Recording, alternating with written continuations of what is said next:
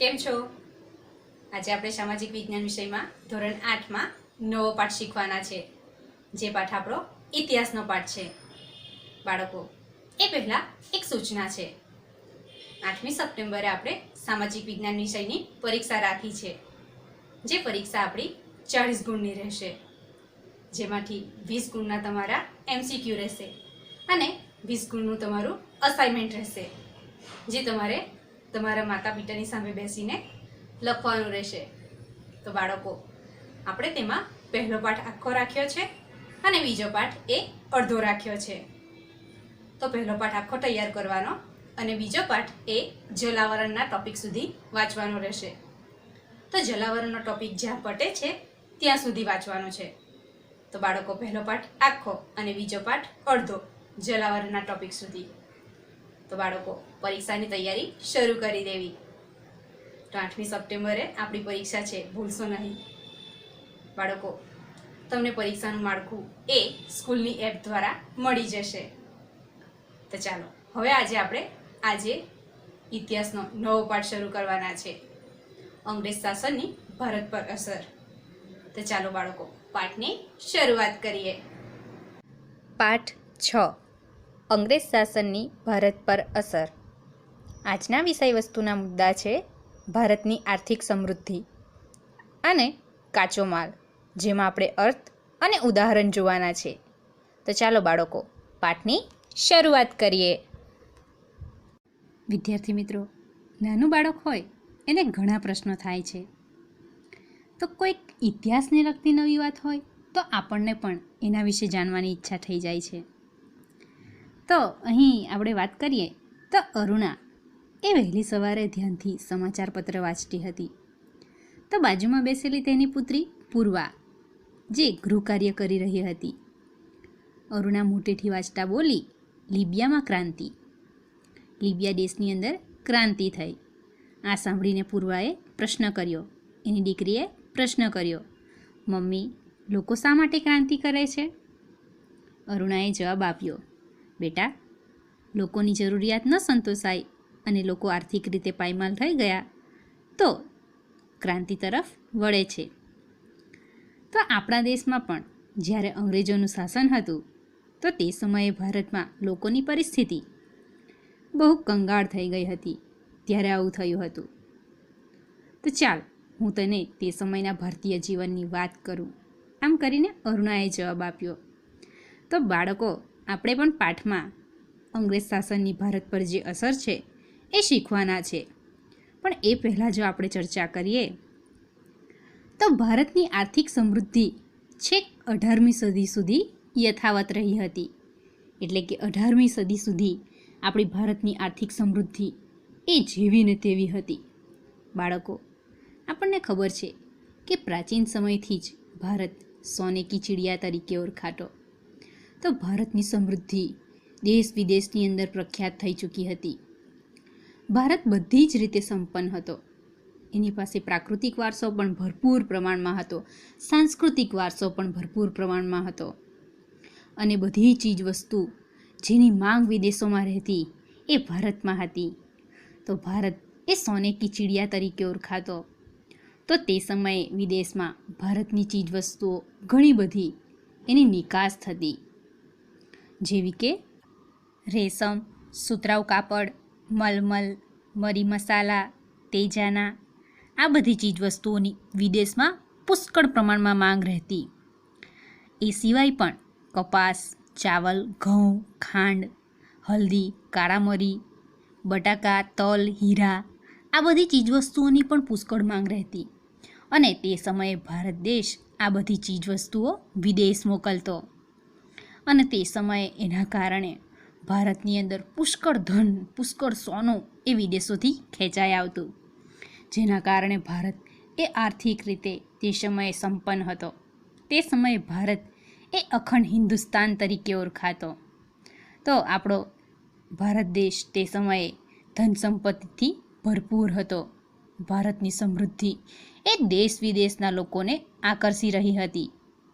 અને તે સમયે વિદેશી વેપારીઓ પણ ધન કમાવાની ઈચ્છાથી ભારત સાથે વેપાર કરતા અને ભારતની ચીજવસ્તુઓ એ બધી પોતાના દેશમાં લઈ જતા અને એ વેચતા, અને એના કારણે પણ એ વેપારીઓ ધનવાન બનતા.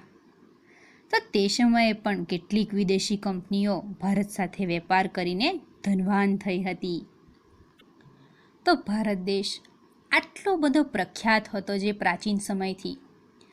તો 100 વર્ષના સમયગાળામાં એવું તો શું થયું કે ભારત દેશ એક કંગાળ થઈ ગયો, આખો ને આખો કંગાળ થઈ ગયો. આમ પ્રાચીન સમયથી જો આપણે વાત કરીએ તો ભારત દેશ સાંસ્કૃતિક રીતે તો સમૃદ્ધ હતો જ, પ્રાકૃતિક રીતે પણ સમૃદ્ધ હતો, અને સાથે સાથે આર્થિક રીતે પણ ભરપૂર એવો સમૃદ્ધ હતો. તો ભારતની સમૃદ્ધિના કારણે ભારત દેશ તે સમયે સોને કી ચિડિયા તરીકે ઓળખાતો. તો ભારતની સમૃદ્ધિથી આકર્ષાઈને તો કેટલાય વિદેશી આક્રમણકારો એ ચડી આવતા અને ભારતમાંથી ધન લૂંટીને લઈ જતા. તો બાળકો, આપણે આગળ ઇતિહાસના પાઠો શીખી ગયા છે, જેમાં આપણે શીખી ગયા, ધોરણ 7માં પણ શીખી ગયા કે કેટલાય વિદેશી આક્રમણકારો એ ભારત ઉપર ચડી આવતા અને ભારતની ધન સંપત્તિ લૂંટીને પોતાના દેશ લઈ જતા. તો આવો હતો આપણો ભારત દેશ. છતાં પણ તે સમયે જે આક્રમણકારો લૂંટીને લઈ જતા ધન, છતાં પણ તે સમયે ભારત દેશ એ વિશ્વમાં કંઈક અલગ છાપ છોડી રહ્યો હતો. વિશ્વની અંદર ભારતનું કંઈક અલગ સ્થાન હતું. તે સમયે પણ ભારત દેશ એ સોને કી ચિડિયા તરીકે તો ઓળખાતો જ. વિશ્વમાં તે સ્થાન તો તેને જાળવી જ રાખ્યું હતું, ભલે એ આક્રમણકારો ભારતમાં આવીને લૂંટીને ધન લઈ જતા. છતાં એવું તો શું થયું કે આગળ જતાં ભારત દેશ એ થોડાક જ સમયમાં, 100 વર્ષના સમયમાં જ આખો ને આખો કંગાળ થઈ ગયો. તો ઔરંગઝેબના અવસાન બાદ પણ અરાજકતા તેને નુકસાન ન પહોંચાડી શકી હતી. એટલે કે જે ભારતની સમૃદ્ધિ હતી તે ઔરંગઝેબના અવસાન પછી પણ જે અરાજકતા ફેલાય તો તે સમયે પણ એટલું નુકસાન ન પહોંચ્યું. ઇતિહાસકારો પણ, વિશ્વના ઇતિહાસકારો પણ એ વસ્તુ તો કબૂલ કરે જ છે કે 18મી સદી સુધી ભારતની ઉત્પાદન પદ્ધતિ, તેના ઉદ્યોગો અને વેપાર વાણિજ્યનું જે સંગઠન હતું તે અજોડ હતું. તો એ જ સમયે આપણે વાત કરીએ તો ભારત દેશ સમૃદ્ધ હતો જ. મુગલ બાદશાહ ઔરંગઝેબનો સમય, તો એ સમયે પણ ઔરંગઝેબ સક્ષમ હતો, એ હતો શાસન પર, ત્યાં સુધી બધું વ્યવસ્થિત હતું. તેના અવસાન પછી ઘણી અરાજકતા ફેલાઈ, છતાં પણ તેના અવસાન થવાથી પણ હિન્દુસ્તાનની અંદર એટલી અરાજકતા ન ફેલાય કે ભારત દેશ એ આર્થિક રીતે તૂટી પડે. તો વિશ્વના ઇતિહાસકારો શું કબૂલ કરે છે કે 18મી સદી સુધી ભારતની જે ઉત્પાદન પદ્ધતિ હતી, એટલે કે જે કંઈ ચીજવસ્તુનું ઉત્પાદન કરે છે તે ઉત્પાદન પદ્ધતિ, તેના ઉદ્યોગો અને વેપાર વાણિજ્યનું જે સંગઠન હતું તે અજોડ હતું. બાળકો, તમને યાદ જ હશે કે આપણે પહેલા પાઠથી ઇતિહાસનો પાઠ શીખી રહ્યા છે, જેમાં આપણે પહેલો પાઠ શીખ્યા ભારતમાં યુરોપિયન પ્રજાનું આગમન. જેમાં આપણે જોયું કે ભારત દેશ જે પ્રાચીન સમયથી સમૃદ્ધ હતો અને ભારતની જે ચીજવસ્તુઓની વિદેશમાં માંગ હતી, તો એના કારણે ઘણા બધા વિદેશીઓ વેપાર અર્થે આવતા. તો શરૂઆતમાં જે વિદેશો સાથે વેપાર થતો એ જમીન માર્ગે થતો, એ આપણે શીખી ગયા છે. તો જમીન માર્ગ જ્યારે બંધ થયો તે વખતે વિદેશીઓ જળમાર્ગે આવવા માટે નીકળ્યા. તો તે સમયે યુરોપની અંદર ભારતની ચીજવસ્તુઓની પુષ્કળ માંગ રહેતી. યુરોપવાસીઓને ભારતની ચીજવસ્તુઓ વગર ચાલે પણ નહીં.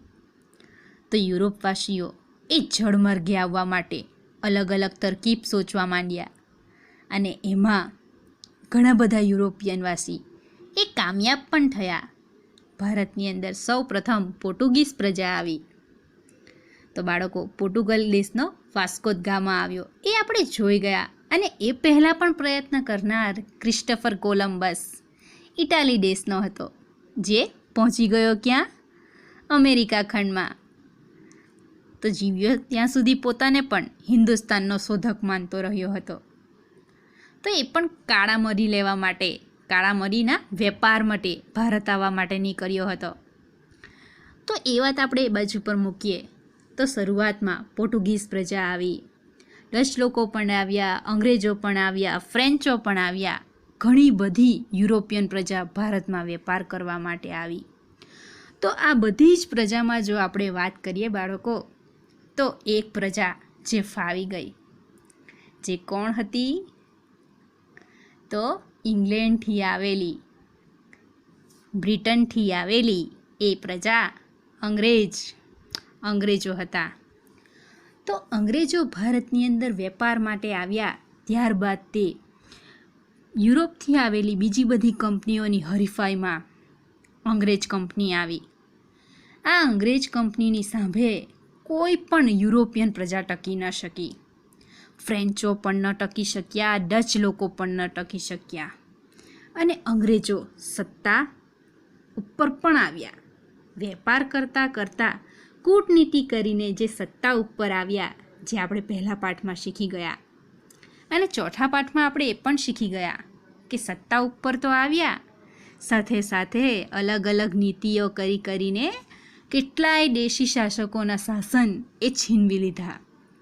અને સત્તા ઉપર આવીને ભારતની અંદર માત્ર ને માત્ર 100 વર્ષના સમયમાં ભારત દેશને આખો આર્થિક રીતે પાયમાલ કરી નાખ્યો, આખો કંગાળ બનાવી દીધો ભારત દેશને. તો આટલો સમૃદ્ધ ભારત દેશ જે આગળ જતા કંગાળ થઈ ગયો, જે ઇંગ્લેન્ડને માટે કાચો માલ પેદા કરનાર અને તેના કારખાનામાં તૈયાર થયેલા માલનું વિશાળ બજાર બન્યો હતો, એ આપણો ભારત દેશ. તો વિદ્યાર્થી મિત્રો, તમને અહીં પ્રશ્ન થતો હશે ને કે કાચો માલ એટલે શું? થાય ને પ્રશ્ન? તો ચાલો એ પણ જાણી લઈએ. બાળકો, અહીં તમારા પાઠમાં એક પ્રવૃત્તિ આપી છે, વિચારો, જેમાં કેટલાક પ્રશ્નો આપ્યા છે. તો એમાંનો જ પહેલો પ્રશ્ન છે કે કાચો માલ એટલે શું? તો બાળકો, આપણે હમણાં જ શીખી ગયા કે ભારત દેશ ઇંગ્લેન્ડ માટે કાચો માલ પેદા કરનાર દેશ બન્યો હતો. તો ચાલો આપણે જાણી લઈએ કે કાચો માલ કોને કહે છે. બાળકો, તમે અહીં જોઈ શકો છો, આ છે કાચા માલની વ્યાખ્યા. તો કાચો માલ એટલે કે યંત્રો કે માનવ બળ દ્વારા વપરાશી ચીજવસ્તુઓના ઉત્પાદન માટે જે મૂળ સ્વરૂપની વસ્તુનો ઉપયોગ થાય તેને કાચો માલ કહે છે. તો બાળકો, યંત્રો કે માનવ બળ દ્વારા એટલે કે યંત્રની મદદથી ક્યાં પછી માનવ બળનો ઉપયોગ કરીને વપરાશી ચીજવસ્તુઓના ઉત્પાદન માટે. તો વપરાશી ચીજવસ્તુ એટલે કે જે આપણે દૈનિક રૂટીનમાં જે ચીજવસ્તુઓ વાપરીએ છીએ, તો એ વપરાશી ચીજવસ્તુ. તો એના ઉત્પાદન માટે જે મૂળ સ્વરૂપની વસ્તુનો ઉપયોગ થાય ને, તો તેને કાચો માલ કહેવામાં આવે છે. તો બાળકો, યંત્રની મદદથી કે માનવ બળ દ્વારા જે કોઈ વપરાશી ચીજવસ્તુનું ઉત્પાદન કરવાનું છે, તો એના માટે કઈ વસ્તુની જરૂર પડે? મૂળ સ્વરૂપની વસ્તુની જરૂર પડે. તો એ મૂળ સ્વરૂપની વસ્તુનો ઉપયોગ થાય તો તેને કાચો માલ કહેવાય. બાળકો, આપણે અહીં એક ઉદાહરણ જોઈએ તો આપણને ઝડપથી ખ્યાલ આવી જશે. તો સુતરાઉ કાપડ બનાવવા માટે વપરાતું રૂ એ કાચો માલ કહેવાય. તો બાળકો, અહીં વપરાશી ચીજવસ્તુનું જે ઉત્પાદન કરવાનું છે, એટલે કે સુતરાઉ કાપડનું ઉત્પાદન કરવાનું છે, તો એના માટે મૂળ સ્વરૂપની વસ્તુ કઈ બનશે? રૂ. એટલે કે રૂ એટલે કાચો માલ. તો જો કાચો માલ હશે તો જ તૈયાર માલ થવાનો છે. તો કાચો માલ રૂ હશે તો જ તૈયાર માલ એટલે કે સુતરાઉ કાપડ બનશે. તો અહીં તમને ખ્યાલ આવી ગયો કે સુતરાઉ કાપડ બનાવવા માટે શેની જરૂર પડે? રૂની. તો રૂ એ કાચો માલ કહેવાય. તો બાળકો, અહીં તમને ખ્યાલ આવી ગયો હશે કે કોને કહેવાય? કાચો માલ. બાળકો, આગળનો પ્રશ્ન છે કાચા માલના ઉદાહરણો આપો. તો કાચા માલના તો ઘણા બધા ઉદાહરણો છે. તો અહીં આપણે વાત કરીએ તો કાચા માલના ઉદાહરણોમાં આપણે પહેલું તો જોઈ જ ગયા કે રૂ એ કાચો માલ છે, જેમાંથી સુતરાઉ કાપડ તૈયાર થાય છે. ત્યારબાદ આપણે આગળ વાત કરીએ તો ઊન, રેશમ, તમાકુ, ઘઉં એ બધા. ત્યારબાદ આપણે તેલીબિયામાં જો વાત કરીએ તો મગફળી, તલ, સરસવ, એરંડા એ બધા આવી શકે. ત્યારબાદ શેરડી, શણ, નાળિયેર, લાકડું, દૂધ, બટાકા, બોક્સાઇટ, લોખંડ, તાંબુ, ચૂનાનો પથ્થર, ખનિજ તેલ પણ અને બાળકો માછલી પણ. તો આ બધા જ અને એ સિવાય પણ બીજા અસંખ્ય એવા કાચા માલના ઉદાહરણો છે. તો આ બધા કેટલાક ઉદાહરણો એ કાચા માલના છે. ત્યારબાદ બાળકો આગળનો પ્રશ્ન છે, તમારા ગામમાં ઉત્પન્ન થતા કાચા માલના ઉદાહરણોની યાદી બનાવો. તો બાળકો આ પ્રશ્ન તો તમારે કરવાનો રહેશે, છતાં આપણે તેની ચર્ચા કરી લઈએ. તો જો ગ્રામ્ય વિસ્તાર હશે તો ખાસ કરીને ખેતી સાથે જોડાયેલા કેટલાક ઉત્પાદનો થશે, બરાબર ને? તો તે કાચો માલ હશે. તો ગ્રામ્ય વિસ્તારમાં ખેતર નજીક પડે તો ખેતરમાં ખાસ કરીને ઘઉં, તમાકુ, મગફળી, તલ, શેરડી, સરસવ, એરંડા તો એ બધું મળી રહે. તો એ આપણે કહીએ કાચો માલમાં આવી શકે. ત્યારબાદ ગ્રામ્ય વિસ્તારમાં લોકો પશુપાલનનો ધંધો કરે છે. તો દૂધ, ગાય ભેંસ હોય તો દૂધ એ મળી રહે, તો એ પણ કાચો માલમાં આવશે. તો બાળકો આ બધા ગ્રામ્ય વિસ્તારની અંદર તમે કાચા માલના ઉદાહરણો જોઈ શકો છો. ત્યારબાદ વિદ્યાર્થી મિત્રો, આપણો આગળનો પ્રશ્ન છે, તમારા ગામમાં ઉત્પન્ન થતો કાચો માલ ક્યાં જાય છે અને તેમાંથી કઈ કઈ વસ્તુઓ બને છે તેની યાદી બનાવો. તો બાળકો પહેલો જ પ્રશ્ન છે, તમારા ગામમાં જે ઉત્પન્ન થયેલો કાચો માલ હોય તો તે ક્યાં જાય?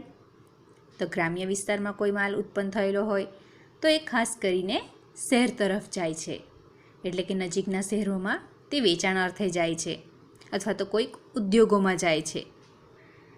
ત્યારબાદ આપણે બાળકો આગળ પ્રશ્ન એમાં જ જોઈએ તો એટલે કે કાચા માલમાંથી, તેમાંથી એટલે કાચા માલમાંથી કઈ કઈ વસ્તુઓ બને છે તો એની યાદી બનાવવાની છે. તો આપણે વાત કરીએ ગ્રામ્ય વિસ્તાર હોય તો ખાસ કરીને ખેતી આધારિત પાક હોય. તો આપણે ઘઉંની વાત કરીએ, ઘઉં થાય તો ઘઉંમાંથી ઘણી બધી ચીજવસ્તુઓ બને. રોટલી બને, ભાખરી બને, પૂરી બને, બ્રેડ બને, બિસ્કિટ બને, કેક બને, ઘણી બધી વસ્તુઓ બને છે. તો બાળકો ઘઉં એ શું કહેવાશે? કાચો માલ કહેવાશે. અને ઘઉંમાંથી ઘણી બધી વસ્તુઓ તૈયાર થાય છે. તો તૈયાર માલ બનાવવા માટે અહીં આપણે પહેલું ઉદાહરણ જોયું ઘઉં, અને ઘઉંમાંથી ઘણી બધી વસ્તુઓ બને છે. ત્યારબાદ તમાકુ, તમાકુનો પાક હોય તો એ કાચો માલ, તો તેમાંથી તૈયાર માલ બીડી. ત્યારબાદ આપણે તેલીબિયાની વાત કરીએ તો મગફળીનો પાક, તો મગફળી એમાંથી તેલ પણ કાઢવામાં આવે છે અને એની ચીક્કી પણ બને છે. તો બાળકો મગફળી એ કાચો માલ કહેવાશે. ત્યારબાદ આપણે આગળ વાત કરીએ તો ગ્રામ્ય વિસ્તારમાં ખાસ કરીને લોકો પશુપાલનનો ધંધો કરતા હોય છે. તો દૂધ, ગાય અને ભેંસનું જે દૂધ હોય છે તો એ દૂધનો ઘણો બધો ઉપયોગ થાય છે. તેમાંથી પનીર બને છે, માખણ બને છે, આઈસ્ક્રીમ પણ બને છે અને દૂધ લોકો સીધું પીવામાં પણ ઉપયોગ કરે છે. તો બાળકો આ દૂધ એ શું છે? કાચો માલ છે. અને એમાંથી પનીર, બટર, ત્યારબાદ એમાંથી ચોકલેટ બનાવવામાં પણ ઉપયોગ થાય છે, બિસ્કિટ બનાવવામાં પણ ઉપયોગ થાય છે. તો બાળકો એ એના બીજા ઉદ્યોગો વિકસ્યા છે, પણ કાચો માલ એ શું છે? દૂધ છે. તો બાળકો આજે આપણે જે શીખ્યા એમાં તમને ખૂબ મજા આવી હશે. તો આજે આપણે અહીં સુધી રાખીએ. અને હવે પછીના તાસમાં જ્યારે આપણે મળીશું ત્યારે આપણે આગળનું શીખીશું. આજે આપણે અહીં સુધી રાખીએ.